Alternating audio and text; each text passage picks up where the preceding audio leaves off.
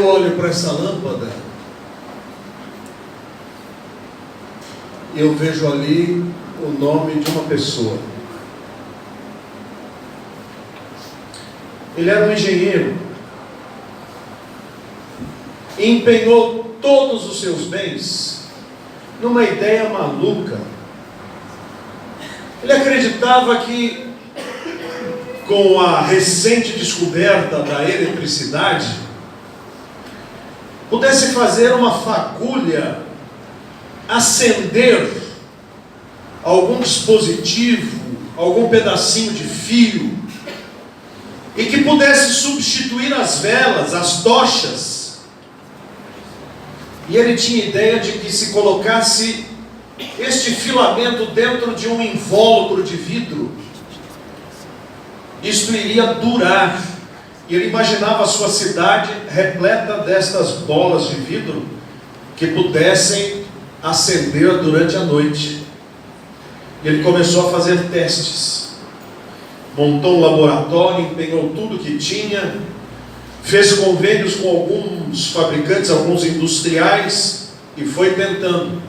Uma vez, duas, três. A hora que acendia, a coisa explodia ou derretia e voltava tudo a estaca zero. Quando ele estava próximo de 2.000 tentativas, com fios diferentes,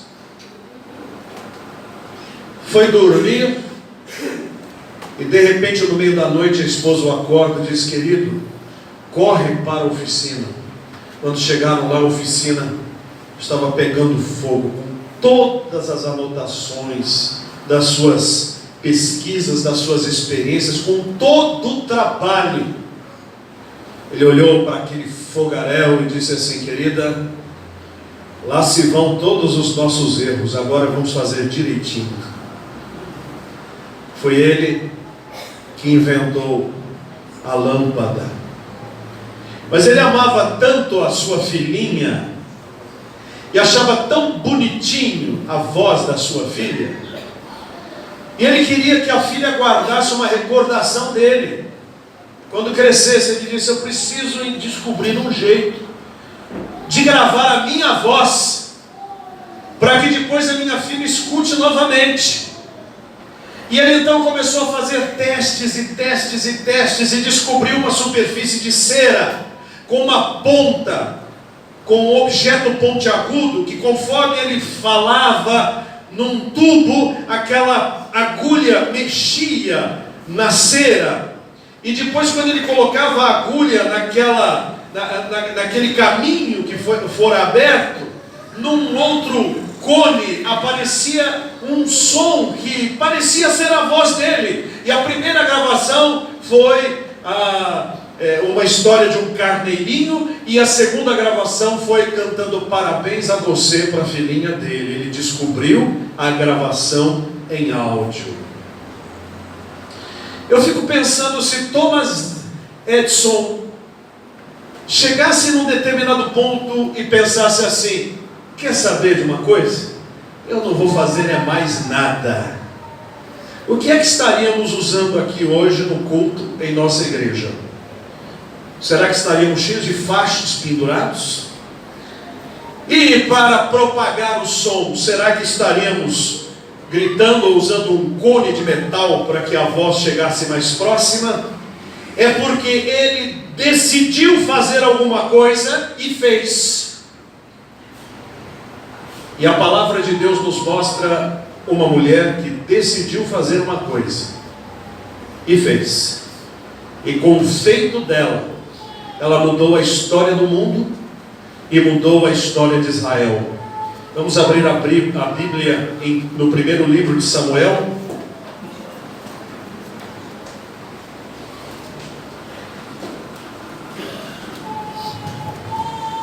Primeiro livro de Samuel,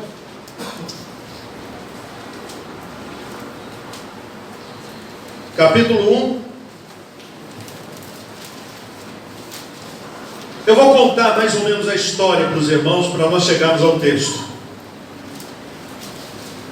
Havia um homem, esse homem se chamava Elcana, E esse homem não seguia o padrão de Deus sobre a família, como muitos do Velho Testamento não seguiam. Jesus Cristo lá na frente interpretou a vontade de Deus para uma família, um homem e uma mulher, até que a morte nos separe. Mas naqueles dias, homens eram bígamos, homens tinham várias mulheres, e esse homem infelizmente não fugira à regra. Ele tinha duas esposas, uma se chamava Penina e a outra se chamava Ana. Penina tinha filhos, mas Ana não os tinha. E ele subia uma vez por ano para a casa do Senhor, para a festa, para oferecer sacrifícios. Não era fácil ir até a casa do Senhor, porque a casa do Senhor era num lugar só e numa cidade só de Israel. Então era uma verdadeira caravana, uma verdadeira romaria, até chegar à cidade. Era um festejo inesquecível. E uma vez por ano ele levava toda a família para a casa do Senhor. Penina com seus filhos, Ana sozinha. Então Eucana tentava disfarçar o desgaste que havia, dando uma comida melhor para Ana e dando uma comida trivial para Penina e para os seus filhos. Mas a Penina ficava zombando dela o tempo inteiro. Claro, quando você não edifica a sua família no padrão de Deus, tudo está errado. Não há espaço para duas esposas na vida de homem nenhum. E não há espaço para dois homens na vida de mulher nenhuma. Deus criou homem e mulher. Ele criou Adão e Eva. Não criou Adão, Eva, Maria e Bastiana. E não criou Adão, José, Carlos e Eva. Ele criou um par, não pares estranhos. Ana estava aborrecida da vida. Porque, como eu disse pela manhã, uma das bênçãos de Deus para Israel era que a mulher tivesse filhos. Ela tendo filhos, ela se apresentava diante da sociedade como uma pessoa abençoada. Por isso que Isabel, lá no Novo Testamento, a mulher de Zacarias, sofria porque não tinha filhos, até que um anjo veio dizer que seria mãe do precursor do Messias. E então, quando nasceu o João, ela ficou feliz, porque Deus tirou de si o seu opróbrio, isso é, sua vergonha. E Ana ia para o templo envergonhada, e a outra mulher zombando dela, mais ou menos como aquele comercial infame: eu tenho, você não tem, eu tenho, você não tem. E essa mulher não aguentava mais, a ponto do seu marido dizer: mulher, por que você não come? Por que você está triste? E aí ele ousou, né? Eu não sou melhor do que um monte de filhos? Já pensou se eu dissesse para Elaine: Elaine, eu não sou melhor do que muitos filhos? Ela diria: não. Mas num dos belos dias, quando subiu para o templo, numa dessas festas, aconteceu a cena que nós vamos ler agora. Capítulo 1, verso 9.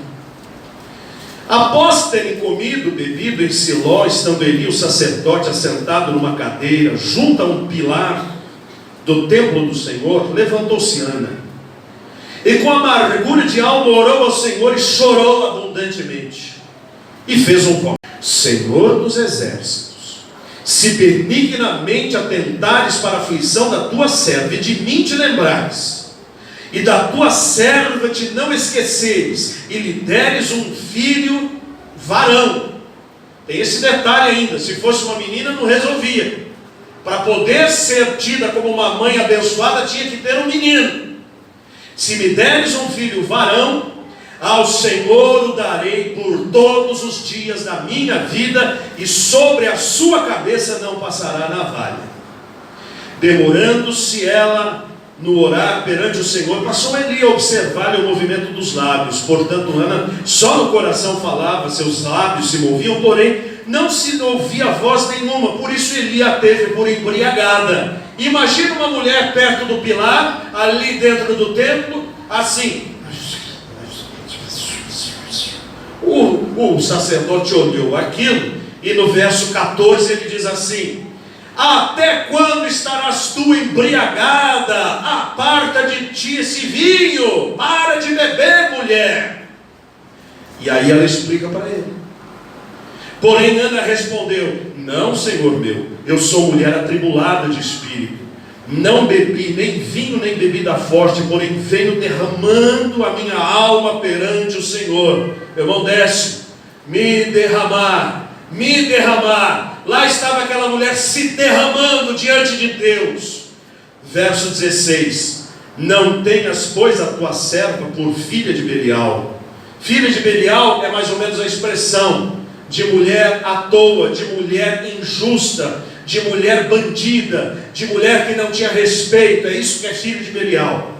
Não tenha a tua serva por filha de Belial, porque pelo excesso da minha ansiedade, da minha aflição, é que tenho falado até agora. Olha o que Eli lhe disse, verso 17. Então lhe respondeu Eli: vai-te em paz, e o Deus de Israel te conceda a petição que fizeste. E disse ela: ache a tua serva mercê diante de ti. Assim a mulher se foi em seu caminho e comeu, e o seu semblante já não era triste.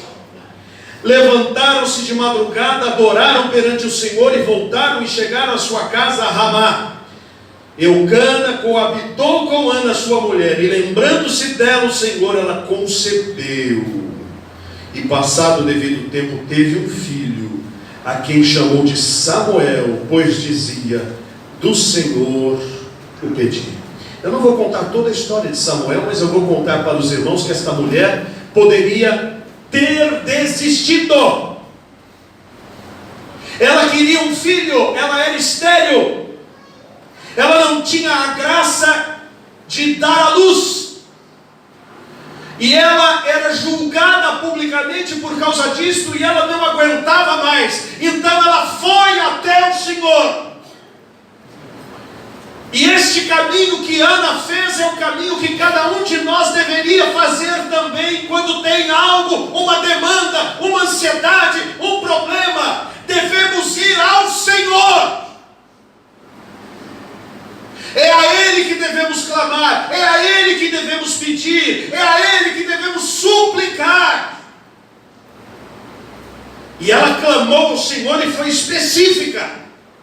Ela disse: Senhor, eu te peço um filho, um varão, e eu digo a ti: se o Senhor o der para mim, eu o devolverei a ti, e ele será um nazireu, ele viverá no templo, ele viverá aqui no tabernáculo. O templo não estava construído ainda, era tabernáculo. Ele viverá para ti todos os dias da vida dele, porque eu não estou pedindo um filho por um filho, eu estou pedindo um filho para o Senhor tirar o meu opróbrio, e se o Senhor tirar o meu opróbrio, eu darei para ti a bênção que o Senhor me entregar.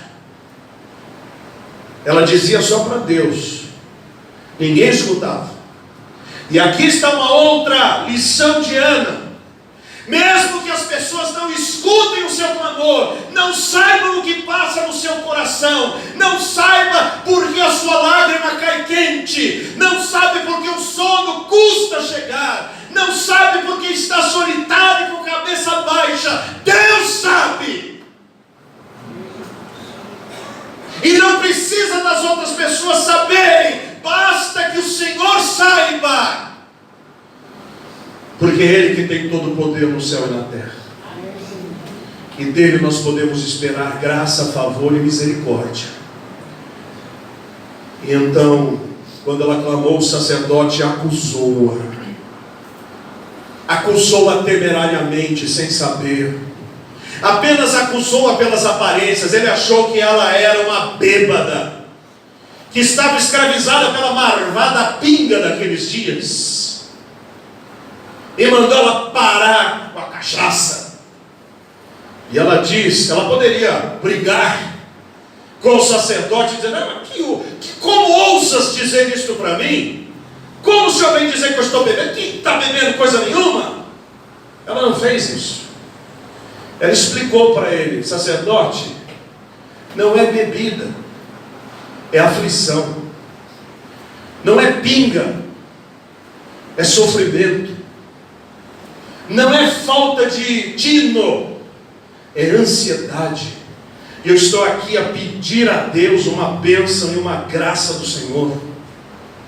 O sacerdote entendeu, ele viu que ele julgou errado, ele viu que o que ele viu não era verdade. Muitos de nós também olhamos as coisas, pensamos algo, mas Deus sabe se aquilo é verdade ou não é. Por isso a Bíblia diz: não julgueis para que não sejais julgados, porque com a mesma medida com que julgardes sereis julgados, e com a mesma medida com que medirdes sereis medidos. Ele ouviu a história da mulher, ou melhor, o dizer dela de que estava a orar por algo. E ele, como sacerdote do Senhor daqueles dias, nós não temos mais sacerdotes no reino de Deus, porque Jesus Cristo foi o último e o definitivo, ele é o sumo sacerdote. Hoje somos todos irmãos na graça do Senhor, não precisamos mais de sacerdotes. Mas ele, como sacerdote do Senhor, disse uma palavra de concordância com aquela mulher e com a palavra dela. Ele falou para ela: vai-te em paz, e o Deus de Israel te conceda a petição que lhe fizeste. Eu gosto muito de dizer: Deus te abençoe. Eu gosto muito que os meus filhos, e quero insistir a você que é filho e tem pais vivos, que peçam a bênção do seu pai e a bênção da sua mãe, não importa o tamanho que você tenha, não importa que não tenha esse costume. A minha filhinha vem: benção, papai. Deus te abençoe, minha filha. O Josué: benção.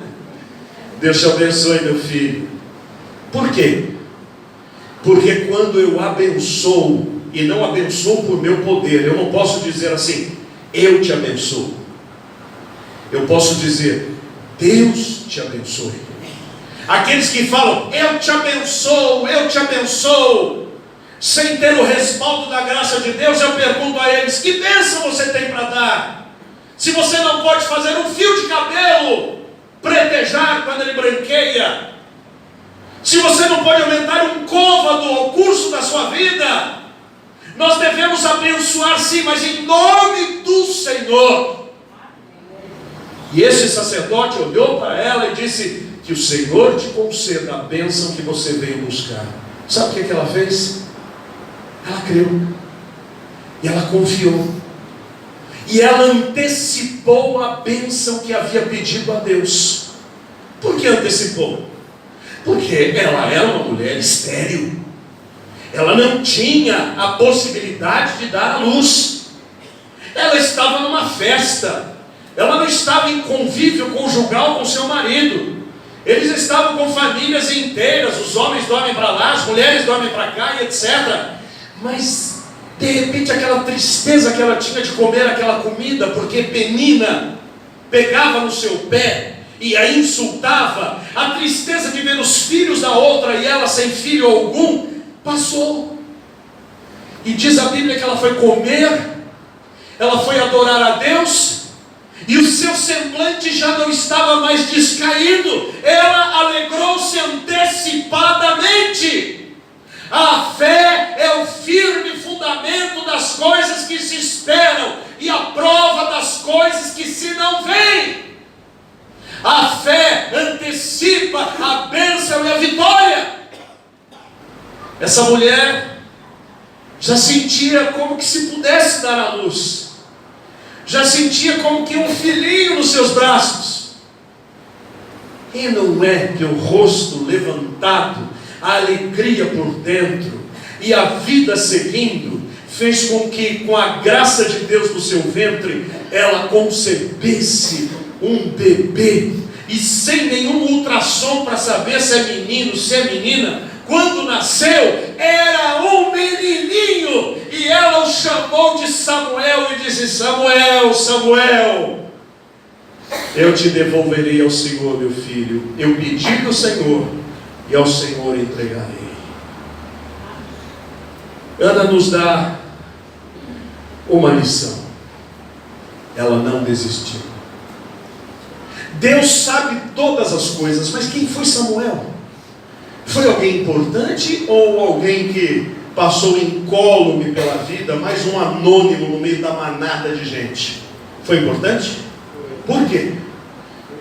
Foi juiz, foi profeta, foi governador na prática, foi sacerdote, foi guerreiro, foi soldado, foi general, e foi aquele através de quem Deus escolheu o primeiro rei oficial de Israel, o rei Saul. E quando Saul pecou, foi ele também que, com a graça de Deus e também a contragosto do seu próprio coração, foi atrás do outro a quem Deus tinha escolhido, que era o menor filho de Jessé, o jovem pequeno, ruivo, Davi. Agora imagina a história de Israel se Samuel não tivesse existido. Imagina, Deus podia ter feito tudo o que fez sem o Samuel? Sim, porque para Deus nada é impossível. Mas esta mulher teria perdido a bênção de ser ela a mãe do grande Samuel, e ela não perdeu a bênção. E Deus não precisou mudar a história, porque Deus sabia desde a eternidade que haveria uma Ana que se empenharia e pediria e acreditaria e buscaria e, aleluia, receberia. E você? É do tipo que pede e esquece? É do tipo que pede e desiste? É do tipo que não leva a sério um clamor que faz diante do Altíssimo Deus? Ou é do tipo que olha e diz: com a graça de Deus eu hei de vencer, com a graça de Deus eu hei de conseguir, com a graça de Deus eu posso até morrer lutando, mas morro lutando e não desistindo? Deus não vai trazer numa bandeja de prata o nosso pedido na nossa cama, quando nós estamos ali preguiçosamente esperando no Senhor. Porque esperar no Senhor não é ser preguiçoso. Aliás, a própria Bíblia fala sobre o preguiçoso: vai ter como a formiga, ó preguiçoso. Aquele que pede se empenha, aquele que pede anda, aquele que pede trabalha, aquele que pede concede, aquele que pede luta, aquele que pede mesmo que perca uma oficina com 2.000 experiências, ele constrói de novo, faz de novo até atingir o seu sucesso. Por isso, a Bíblia diz: cairá o justo 7 vezes, mas não ficará prostrado, o Senhor o levantará. E o que é que temos pedido para Deus? Tiago diz, no capítulo 4 de sua carta: pedis e não recebeis. E por quê? Porque pedis mal. Para quê? Para esbanjardes nos nossos próprios deleites. Quem pede para a glória para si, não recebe. Quem pede para encher o seu ego, não recebe. Quem pede para pisar nos outros, não recebe. O que Ana fez com Samuel? O que Ana fez com Samuel? Dedicou ao Senhor. Quando eu peço a Deus alguma coisa, aquilo que eu pedi tem que ser dedicado ao Senhor. E o que quer dizer ser dedicado? Trazido para a igreja? Não. Deve ser útil para a glória de Deus onde estiver. Para a glória de Deus não significa: eu orei a Deus por um carro, quando eu recebo, vendo o carro e trago dinheiro para a igreja. Onde está isso na Bíblia? Isso não existe. Mas se eu fizer do meu carro motivo de glória para o Senhor, não deixando quem está a pé, não deixando quem está no sereno, na rua e o meu carro sendo uma bênção. Quem entra no meu carro será abençoado pelas minhas palavras e por um motorista que cumpre a lei. Então o meu carro é para a glória de Deus. Ana foi um exemplo para mim. Ela orou, ela acreditou, e quando alguém disse a ela, Deus te abençoe, ela aceitou, e ela disse, estou abençoada, estou abençoada, estou abençoada. Que tal sermos Ana hoje, e pedirmos a Deus com fé, e entregarmos a Deus o resultado, e ouvirmos de um irmão em Cristo, irmão, Deus te abençoe, e recebermos isto como confirmação para a fé, e ao invés de andarmos entristecidos ou aflitos, andarmos alegres e felizes, dizendo, Deus já ouviu a minha oração, Deus já ouviu a minha súplica, Deus já escutou o meu clamor. Vamos fazer assim? E que Deus nos abençoe. Amém.